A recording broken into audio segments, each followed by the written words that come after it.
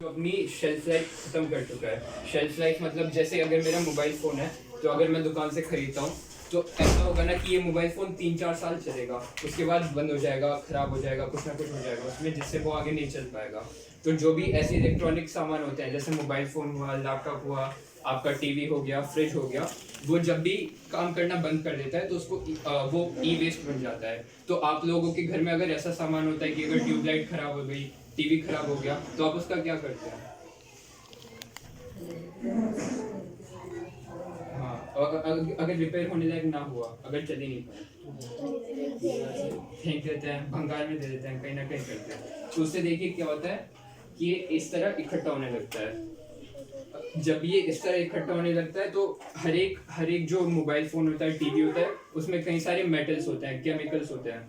ये केमिकल्स फिर लीक करने लगते हैं। तो अगर आपने किसी ऐसी जगह फेंक दिया और वहाँ पे ज़मीन है, सॉइल है, तो ये केमिकल्स उसमें से लीक होने लगते हैं और सॉइल में चले जाते हैं, जिसकी वजह से वहाँ फिर पेड़ नहीं उग पाते, वहाँ जानवर नहीं रह पाते और फिर वहाँ और पोल्यूशन होने लगता है।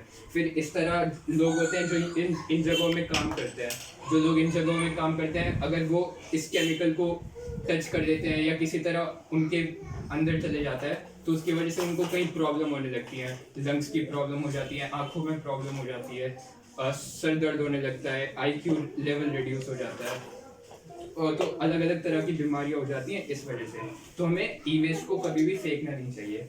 और ये हर तरह की चीज़ इस टाइप की, जैसे आपका कैलकुलेटर हो गया, वॉशिंग मशीन हो गई, ओवन हो गया, ये हर चीज़ ई वेस्ट के अंदर आती है। और भी बहुत सारी चीज़ें जो ई वेस्ट में आ सकती हैं, जैसे वैक्यूम क्लीनर हो गया।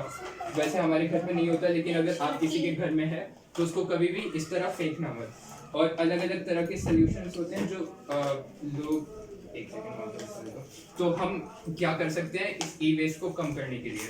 तो पहली चीज़ है कि हम कम खरीदें। जैसे अगर हमारे पास एक फ़ोन है तो हम तब तक वेट करें जब तक उस फ़ोन की शेल्फ लाइफ ख़त्म नहीं हो जाती। जैसे अगर 4-5 साल फ़ोन कोई चल सकता है तो उसको, हमारा ये मकसद होना चाहिए कि मैं 4-5 साल चलाऊँ। अगर जैसे मैं हर एक महीने में फ़ोन बदलता रहूँ और इसी फ़ोन को फेंकता रहूँ तो मैं बहुत सारा वेस्ट बना दूंगा, मतलब बहुत सारा उससे पोल्यूशन हो सकता है। और दूसरी बात है कि ऑर्गेनाइज व्हाट वी हैव।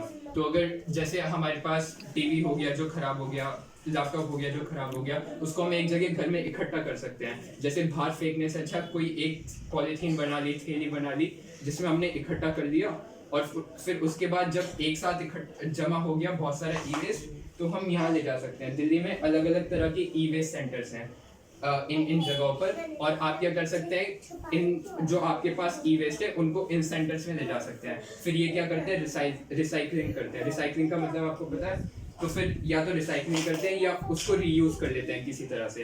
तो इसकी वजह से ये ज़मीन पे नहीं जाता, और जब ये ज़मीन में नहीं जाएगा तो जाहिर सी बात है कि पोल्यूशन कम होगा, है ना। और दूसरी बात है कि अलग अलग कंपनीज है, जैसे मेरा लैपटॉप ये HP का है, तो HP जो कंपनी है वो एक नए ऑफर के साथ आई है कि अगर आपका कोई सामान है, HP का लैपटॉप है या HP का कुछ और चीज़ है जो ख़राब हो गई हो, तो वो आप उनके सेंटर में ले जा सकते हैं और वो उसके बदले आपको थोड़े से पैसे भी दे देंगे।